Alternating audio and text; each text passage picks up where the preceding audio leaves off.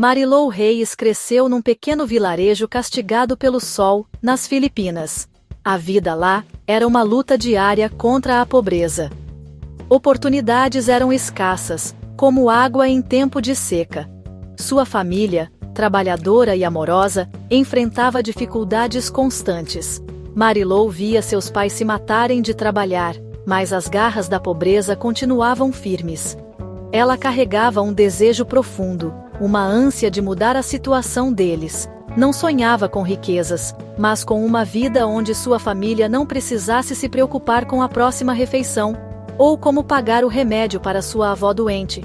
Esse sonho se tornou sua estrela guia, sua razão para olhar além do horizonte conhecido de seu vilarejo e suas limitações. A promessa do Japão brilhava intensamente em sua mente. Era uma terra de maravilhas tecnológicas, de disciplina e, o mais importante, de empregos bem remunerados.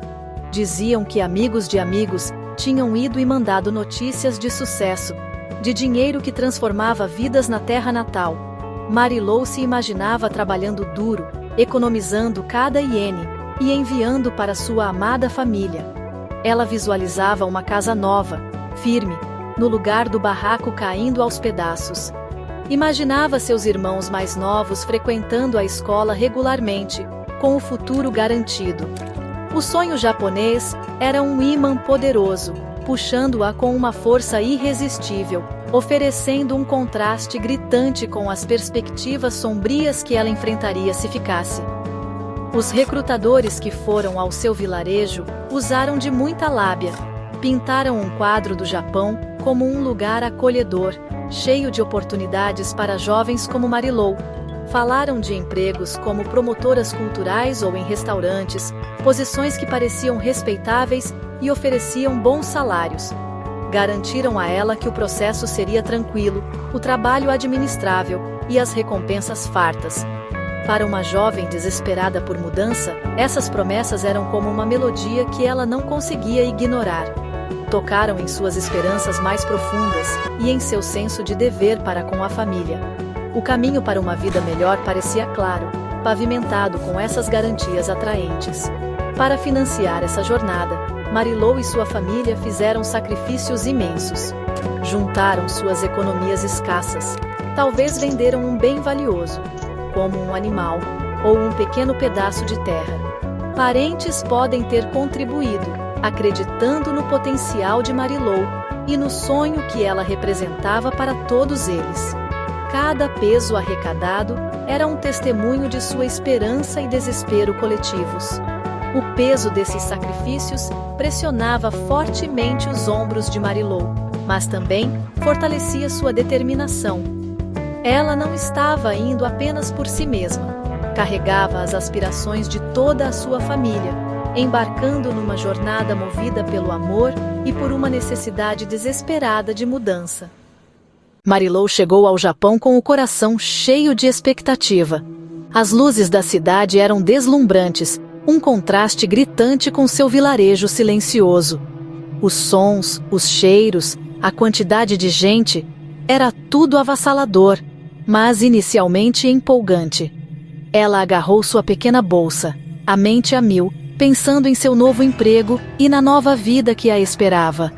Tentava absorver tudo, a escrita desconhecida nas placas, o caos organizado das estações de trem. Era isso, ela pensou, o começo do seu sonho. O deslumbre inicial, no entanto, era uma fachada frágil, que logo seria estilhaçada por uma realidade brutal que ela jamais poderia ter imaginado. O momento em que o sonho se transformou em pesadelo chegou rápida e cruelmente. Logo após sua chegada, os sorrisos amigáveis dos recrutadores desapareceram. Suas vozes se tornaram ásperas, seus olhares frios. Seu passaporte, sua única identidade oficial nesta terra estrangeira, foi tirado dela. Disseram que era para guardar em segurança ou para processar vistos de trabalho. Então, seu celular foi confiscado.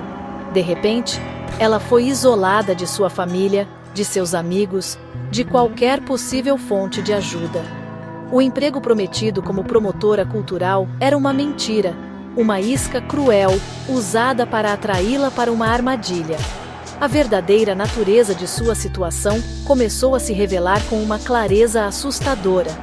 Ela se viu em um quarto apertado e desconhecido, compartilhado com outras mulheres, cujos rostos refletiam o mesmo medo e confusão. A cidade vibrante lá fora se tornou um mundo distante e inacessível. Ela não era mais Marilou Reis, a jovem esperançosa das Filipinas. Era uma prisioneira, despojada de seus documentos, sua liberdade e sua voz. A constatação foi um golpe esmagador. Não havia trabalho fácil, nem emprego respeitável. Em vez disso, havia exigências, ameaças e um sentimento avassalador de impotência. O Japão com que ela sonhara era uma miragem. A realidade era uma jaula escura e sufocante. Os homens que agora controlavam sua vida deixaram claro que ela lhes devia uma quantia substancial de dinheiro por sua viagem, por seu visto, por sua própria existência no Japão. Essa dívida, alegavam eles, tinha que ser paga. Os meios de pagamento eram horríveis e muito distantes de qualquer trabalho legítimo.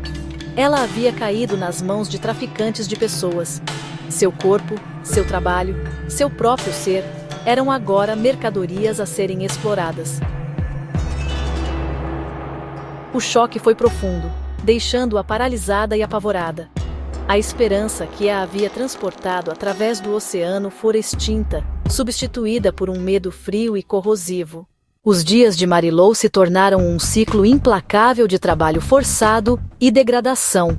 A natureza do trabalho era uma fonte constante de vergonha e trauma, algo a que ela era coagida sob pressão e medo. As horas eram exaustivas, estendendo-se da manhãzinha até tarde da noite, às vezes, sem nenhuma pausa. Era levada de um esconderijo para outro, sempre sob os olhares atentos de seus captores.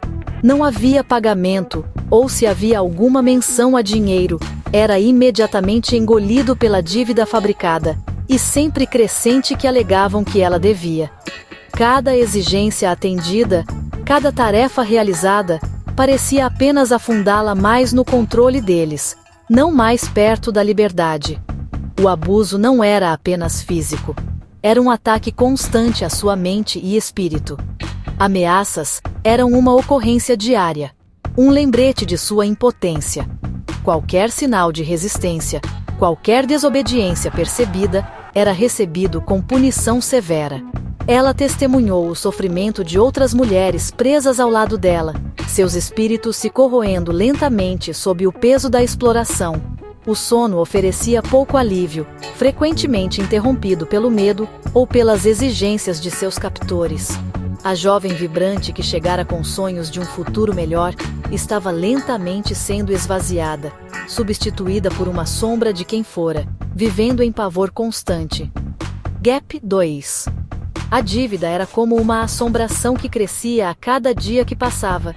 Cobravam por comida, pelo lugar imundo onde ela dormia, por multas por infrações imaginárias. Era uma armadilha engenhosamente projetada, garantindo que a fuga parecesse financeiramente impossível, mesmo que ela pudesse de alguma forma se libertar fisicamente.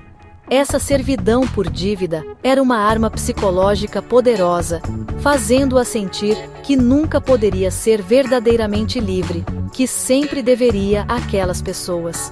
Era uma corrente, invisível, mas incrivelmente forte, prendendo-a a seus algozes e esmagando qualquer vislumbre de esperança de pagamento ou libertação por meios legítimos. Seu isolamento era absoluto. Não tinha acesso a um telefone para ligar para sua família, nenhuma maneira de pedir ajuda. Ela não falava o idioma fluentemente o suficiente para circular pelo mundo lá fora ou procurar ajuda das autoridades locais, mesmo que pudesse ter escapado da vigilância constante de seus captores. As outras mulheres, muitas vezes, tinham medo demais para conversar, ou eram de países diferentes, criando barreiras ainda maiores. Essa solidão profunda amplificava seu medo e desespero. Ela estava completamente sozinha, à deriva em um ambiente hostil. totalmente à mercê daqueles que a viam apenas como um meio para um fim, uma ferramenta para seu lucro ilícito. Os traficantes usavam uma arma particularmente cruel para garantir a submissão de Marilou, ameaças contra sua família nas Filipinas. Eles sabiam do seu amor profundo por sua mãe e irmãos. Comentavam, como se não fosse nada, o quão fácil seria encontrá-los, machucá-los, se Marilou não fizesse exatamente o que mandavam. Esse medo por seus entes queridos era um tormento constante, um motivador poderoso para suportar o insuportável. Para quebrar ainda mais sua vontade e manter o controle, às vezes a forçavam a usar drogas, nublando sua mente, tornando-a mais maleável e aprofundando seu desespero e dependência deles, até para as funções mais básicas. Um dia, uma pequena e inesperada oportunidade de fuga se apresentou. Talvez uma porta foi deixada destrancada, ou um guarda se distraiu por um momento. Era uma chance fugaz, carregada de um risco imenso. Reunindo cada gota de coragem que lhe restava, movida pelo desespero e por um instinto primitivo de sobrevivência, Marilou agarrou a oportunidade.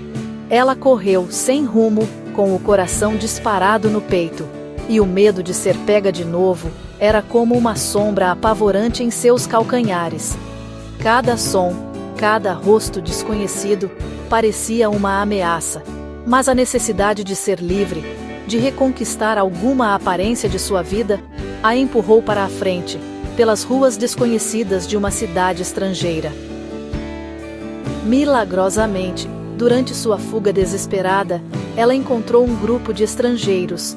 Talvez fossem voluntários de uma organização não governamental, ou simplesmente indivíduos compassivos que reconheceram o terror em seus olhos. Eles ouviram sua história fragmentada, ofereceram-lhe segurança e a ajudaram a contatar as autoridades e uma rede de apoio para vítimas de tráfico. Esse encontro foi um salva-vidas, um vislumbre de humanidade em um mundo que só lhe mostrara crueldade. Esses estranhos forneceram a ela comida, abrigo e a assistência crucial de que ela precisava para iniciar o processo de reconquistar sua liberdade e, finalmente, voltar para casa. Voltar para as Filipinas não foi o retorno triunfal com que ela sonhara. Havia alívio, um alívio imenso, com certeza, mas também cicatrizes emocionais e psicológicas profundas. O medo persistia. Pesadelos assombravam seu sono. Confiar nos outros se tornou incrivelmente difícil. A experiência havia deixado marcas indeléveis em sua alma. No entanto, Marilou encontrou um novo propósito em sua dor. Ela decidiu falar, compartilhar sua história, alertar outras jovens sobre as falsas promessas e os perigos ocultos que podem se esconder por trás do fascínio do trabalho no exterior. Sua voz, antes calada à força por seus captores, agora ecoa como um testemunho poderoso de sobrevivência e um alerta fundamental. O sonho japonês para algumas pessoas pode se transformar num pesadelo apavorante.